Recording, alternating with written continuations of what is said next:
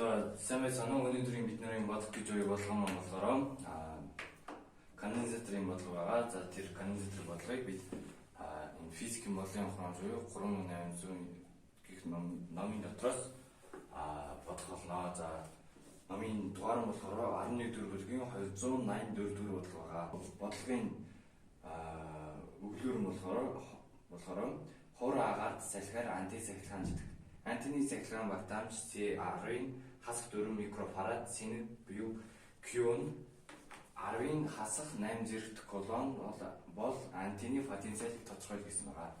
За бид нарт ингээд C хөвцөн 10-ын хасах 4 зэрэгт микрофарад гэж өгсөн байгаа. Тэгээд эндээс энэ дэр Q буюу синэг нь бас өгсөн байгаа.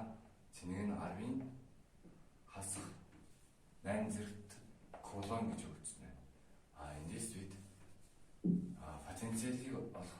За потенциалыг физик үнэлээ. Тэгээд эндээс бид энэ бодлогыг бодохоос өмнө нэгжийн шилжүүлэг хийж авах хэрэгтэй. Нэгжийн шилжүүлэг болохоор микро гэдэг нь өөрөө 10-ын хасах 6 зэрэгттэй тенсор.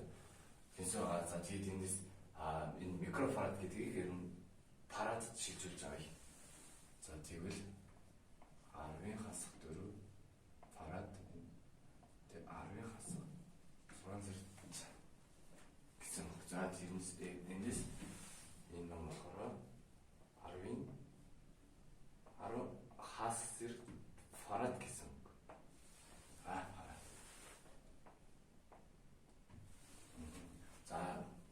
Эндээс энэ сахилгаан багтаамжийг олох юм бол сахилгаан багтаамжийн томьёо болохоор өөрөө синэгийг